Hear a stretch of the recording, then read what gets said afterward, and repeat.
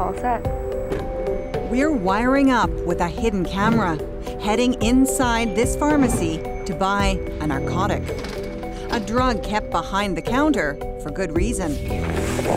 Bottle of Tylenol. The pharmacist is supposed to warn us about risks before handing it over. So, will she? $6.29 is your total, please. In a matter of seconds, we're off. Drugs in hand, no warning. A fail in the biggest pharmacy test of its kind. This week, Marketplace investigates pharmacy errors coast to coast. I went to emergency twice because I thought I was having a heart attack. Disturbing secrets from behind the counter. So you know pharmacists who've had patients who've died because of a medication error? Yeah, like I say, it's everybody's biggest fear that it'll ever happen to them. Why aren't pharmacists doing a better job of protecting people? We reveal an industry dispensing danger.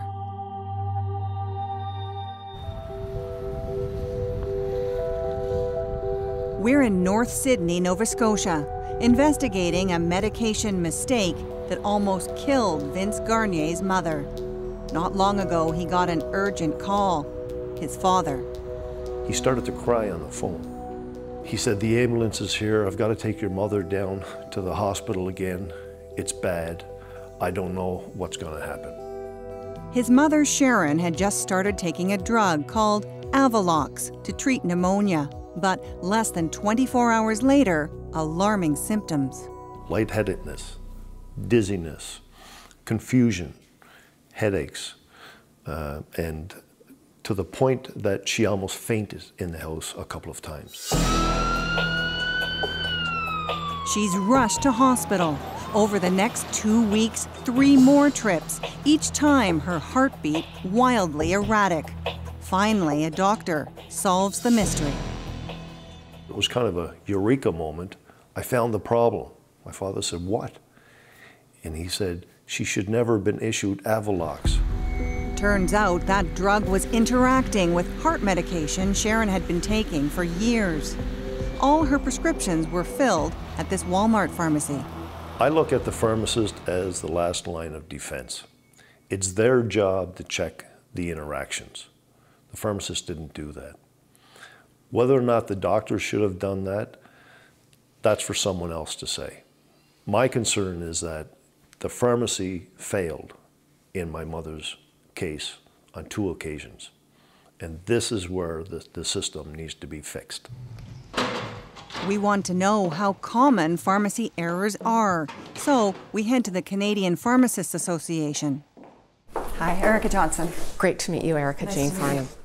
How many medication mistakes are happening in Canada every year in pharmacies? At this juncture, there's no national reporting system, so we do not currently have good, reliable data on those incidents. So we have no idea if a few medication mistakes are happening or a lot? We don't have any reliable information at this juncture to be able to comment. Yep, incredibly, no one knows. There's no mandatory requirement in Canada that pharmacists report the errors they make to an independent body. But even conservative estimates place the number at 50,000 a year. You good to go? What could be going on behind pharmacy counters? We wire up a secret shopper to see whether pharmacists will catch a potentially dangerous drug interaction with a popular medication. Heading into London drugs. In Vancouver, we head into 5 drugstores to ask for Palafer, a heavy-duty iron pill. It's kept behind the counter for good reason. Among other things, it can make antibiotics less effective. Can I get a bottle of Palafer? According to their own guidelines, pharmacists are supposed to ask what other drugs you might be on. If asked, our shopper will say she's taking a common antibiotic. Have you used the iron before? No, I have not. Things start off well at this London Drugs. It's better absorbed on an empty stomach if you tolerate it. If you get too much nausea, then take it with food. But this pharmacist doesn't ask about other medications she might be taking. You can either pay at the cash or upfront, either. At Rexall, Shoppers Drug Mart, and Safeway, pharmacy staff hand over behind-the-counter drugs. no one gives any advice at all. More shocking, not one Vancouver pharmacist at any of the 5 drugstores catches the potentially dangerous interaction between Palafer and antibiotics. Thank you. Pharmacists are making mistakes, but we need to ask, why are they making those mistakes? Are the staffing levels too low? Are they working too many hours? We want answers too, so go looking for insiders, pharmacists willing to take us behind the counter where mistakes can happen. We talk to many, and 2 agree to come on camera if we conceal their identities. They fear reprisals. Both have worked for major chains. This insider says the public needs to know what's going on. I think they see the white lab coats and the staff back there that they've seen for years, and I think they just think we're the health professionals that we are. And I don't think they understand how their safety could be compromised by all the pressures we're under. Pressure, they say, to fill more prescriptions than ever before. Running a pharmacy today, it's like racing a race car or any race. You know, they're running at the ragged edge of control. Pharmacies like that too. We're going as fast as we can while still being in control. Are you in danger of spinning out of control? I think we're coming pretty close some days. Pharmacists fill about 600 million prescriptions in Canada every year. Chain stores, grocery stores, big box stores, big companies, all vying for your prescription dollar. It's a business dominated not by small independents anymore, but by big corporations. It used to be, when I started this many years ago, there was a lot of pharmacists in the management of the company. And I think we're getting to a point now where the whole industry is being run by non-pharmacists. That's not good for the industry. Who's it good for? Well, it's good for the companies that are making the profits. Pharmacy, providing health care, patient care, these are all jeopardized. Insiders from several drugstores tell us some corporations that now control the pharmacy industry impose metrics or prescription targets that must be met. Prescriptions per day, prescriptions per hour, number of labor hours per prescription, even ratios of technicians versus pharmacists. If you're using too many pharmacists to technicians, then you're not being very efficient. They'll give you a number to hit, and if you don't hit your number, then you haven't hit your metric. When you haven't hit your metric, now they're going to come in and, quote, help you. Could the drive for profits be compromising safety? We try for weeks to interview the business association that represents most of the major drugstores. They say our test findings are concerning, but won't talk on camera. So our producer pays them a visit. Hello? Hi. Yeah. We're from CBC Marketplace. We'd really like to talk about the concerns we're hearing from pharmacists. Mm-hmm. Are you taping this now? Yes, we are. Yeah. So we're not interested in commenting. We've already given you our comments, so that's as much as we can do. Will you not say any more Can't than say this? any more. Thank you.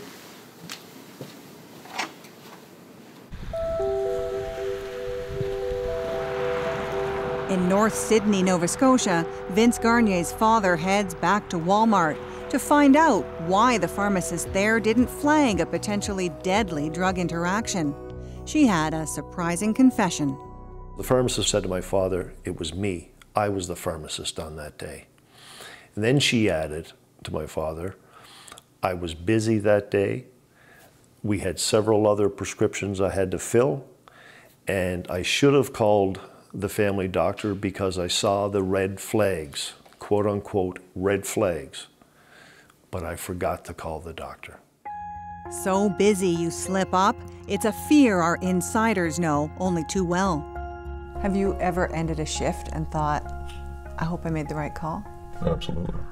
Sure. You know, and it's not just one right call. I suppose there's 2 or 3 that stand out in your mind at the end of the day, but you just hope that you've done everything right and you didn't hurt anybody. Have you ever said, gee, I hope I didn't make a mistake? Every day. As far as I know, I've never had a patient pass. I've had pharmacists that I know that have. So you know pharmacists who've had patients who've died because of a medication error? Yeah, like I say, it's everybody's biggest fear that it'll ever happen to them. Could pharmacists be so busy they're cutting corners wherever they can?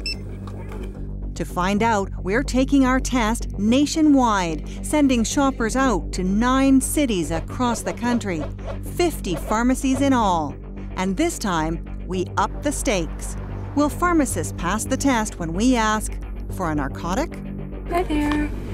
Can I get a small bottle of Tylenol 1? Did your pharmacist make a mistake? Share your story and read what others are saying on Facebook and Twitter.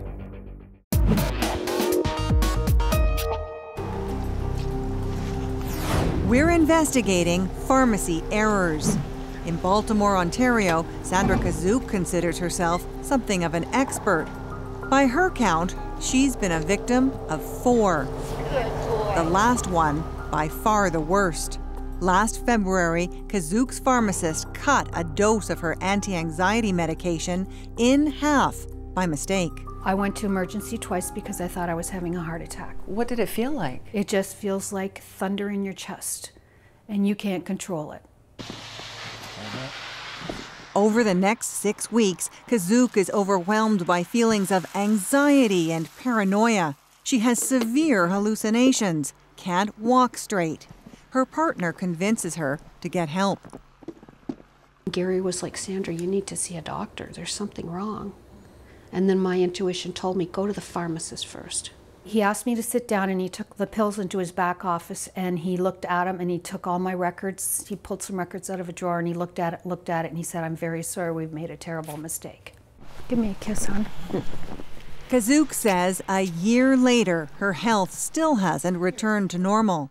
Neither has her faith in the system. How can a mistake get by 3-4 people like that? You think they've done it right, and they've done it wrong. So, how often do pharmacists get it wrong, ignore their own guidelines? Now, we send secret shoppers out to 9 cities across the country, 50 pharmacies in all. This time, we pick a behind-the-counter drug that contains a narcotic, Tylenol with codeine. In many countries, you need a prescription to buy it. Take it for even a few days, and it can be addictive. Hi. In Saskatchewan, you have to show your health card to buy a bottle. Do you have your health card? And they limit how much you can buy. But all pharmacists across the country are supposed to ask key questions, provide counseling before handing over behind-the-counter drugs. Jane Farnham of the Canadian Pharmacists Association. Well, pharmacists obviously need to understand as much as possible about the patient's condition. They need to understand what other medications they may be taking. Should they ask whether or not that person is on anything else that might counterindicate? Yes, it's important for the pharmacist, as best as possible, to have a comprehensive understanding of what patients are taking before making recommendations. Here we go. Our cross-country test underway. In Ottawa, this Loblaws pharmacy is off to a good start. With this medication, it's good milligrams of codeine in it. Just try to avoid driving or drinking alcohol because it can cause drowsiness, and it can be a bit constipating as well, so just increase your fluidity. And there's some good advice at other pharmacies too. Watch the drowsiness with it. You should probably not be driving your car. Let's start with 1 tablet to see how it is. If not, you can take 2 at once. Not more than a couple of days in a row. If you need more than that, you should go to see a doctor. Now watch what happens in other drugstores. Less than 10 seconds and the transaction's done. You want a bag? No, that's fine. Right across the country, bottle after bottle of Tylenol with codeine sold. No warnings, no advice. All told, 27 out of 50 pharmacies fail the test. $9.19. 27 out of 50 gave no counseling whatsoever. More than half. And in the other situations, the pharmacist provided counseling. In more than half the cases, there was no counseling whatsoever for a behind-the-counter drug, in most cases, a narcotic. We continue to strive to provide tools, to provide education, to do everything within our power. But is that satisfactory? There are mechanisms in place if a patient or a consumer receives an unsatisfactory level of service.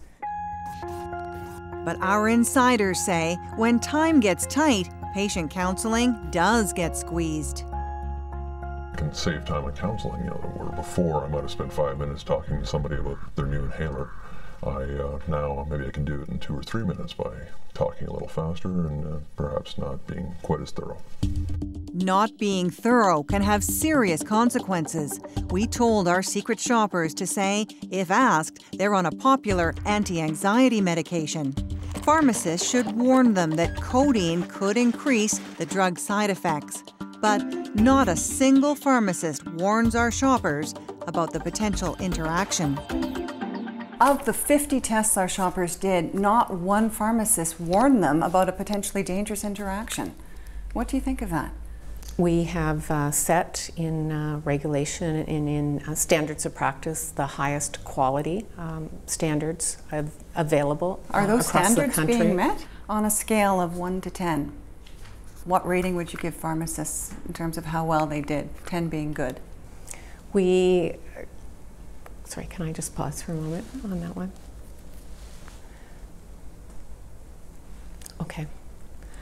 Pharmacists continue to endeavor to provide high quality patient care and patient outcomes.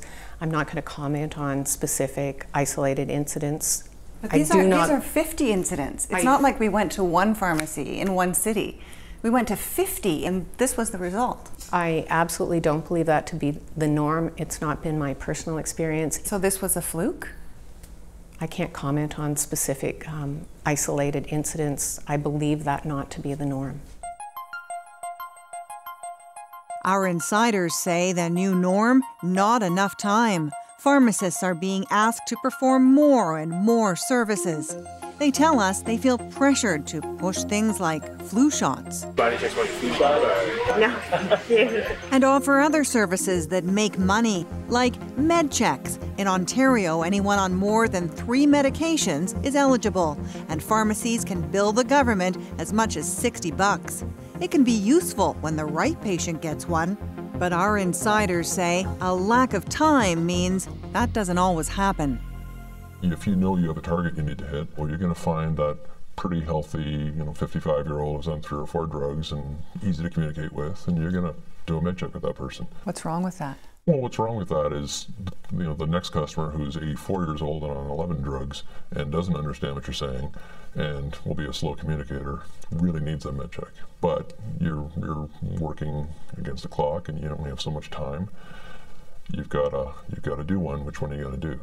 This pharmacist thinks there needs to be a better balance between profits and safety.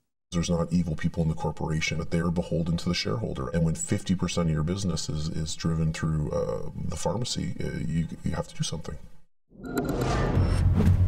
When we come back, they hurt my mother. Vince Garnier takes on Walmart. I can't trust Walmart pharmacy. I can't. Our prescription for avoiding pharmacy errors? Get our tips at cbc.ca/marketplace.